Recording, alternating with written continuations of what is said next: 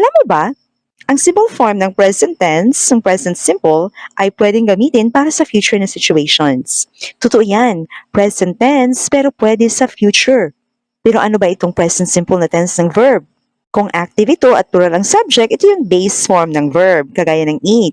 Pero kung singular ang subject, pwede siyang merong S sa dulo, or ES or IES, kagaya ng eats, or teaches, or cries. At kung negative at questions naman ang gagamitan ng present simple tense, meron siyang helping verb na do or does, depende kung singular or plural ang subject, at may kapartner na base form ng verb, kagaya ng does not eat, or do they eat. Kung passive naman ito at plural ang subject, meron siyang helping verb na are at susundan ng past participle kagaya ng are known. Pero kung singular ang subject, ang helping verb niya ay am or is plus past participle kagaya ng is considered. Pero kung negative at question ang gagamitan nito, ganun pa rin ang helping verb niya, am, is, or are at susundan ng past participle. Kagaya ng is not considered or are Filipinos known.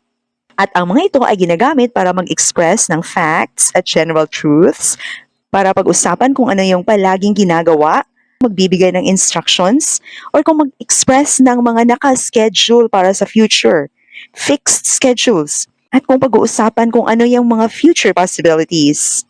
Ang examples na to ay nagpapakita ng fact, gaya ng water boils at 100 degrees Celsius, at general truth na Filipinos are known to be family-oriented. Ang examples naman ito ay nagpapakita ng mga habitual or repeated actions, kagaya ng he takes a shower before bedtime. So ito yung ginagawa niya, ito yung habit niya, nagsa-shower siya before matulog. O itong lupang hinirang is sung during flag ceremonies, dahil palagi itong kinakanta kapag nagkakaroon ng flag ceremonies. Ginagamit din ang present simple para magbigay ng instructions na hindi natin lalagyan ng passive form ang examples natin, dahil kapag imperative o yung nag-uutos, automatic ang subject nito ay you. Pero merong mga sitwasyon na ang imperative structures ay merong passive form, ngunit hindi ito applicable dito, kaya hindi natin tatalakayin dito, baka sa mga future videos. At sa nasabi ko na, pwede siyang pang future, especially kapag nag-express tayo ng mga fixed na schedule, naka-arrange na mga schedule para sa future. So kung schedule ang pag-uusapan, pero hindi siya personal schedule, whether regular siya or specific lang para sa future time, gagamit tayo ng present simple form. Kagaya ng closing program starts at 3 p.m. tomorrow. Isa itong specific na schedule na pinaghandaan para mangyari tomorrow. Pero hindi ito personal na schedule. Gawa ito ng organization or ng institution. At ang involved ay susunod na lang sa naka-fix na schedule. Or kagaya ng supplies are delivered at noon on Mondays na regular ang schedule. Mangyayari bawat noon time sa Monday. At kahit sa mga future Mondays. So related ito sa work schedule. Hindi ito personally arranged na schedule.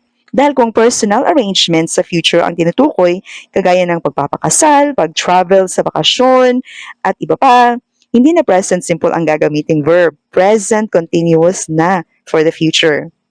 At kung mga future possibilities sa pag-uusapan, lalo na kung ang sentence ay merong subordinating clause for the future, kagaya ng mga clauses na nagsisimula sa if, when, before, after, as soon as, at while.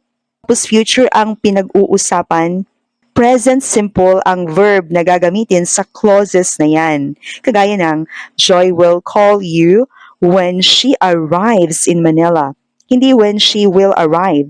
Ang future word na will ay nasa main clause at ang subject ay si Joy. Pero ang when clause, ang kanyang verb ay present simple form. Another example, if you don't fail, you will proceed to the next year level. Ang will ay kasama ng main verb na nasa main clause, you will proceed to the next year level. Pero ang verb ng if clause, walang helping verb na will. Dahil negative ang sentence, ang helping verb niya ay do. Helping verb ng present simple na tense ng verb. If you don't fail. Hindi if you will not fail. Again, applicable ito sa mga future possibilities kung ang sentence ay merong subordinating clause na nagsisimula sa if, when, before, after, as soon as, or while, na tungkol sa future ang content. Hindi gagamit ng future na helping verb, gagamit lamang ng present simple form ng verb. So tandaan lang natin ang 5 functions ng present simple tense ng verb na madalas tinatawag natin na simple present.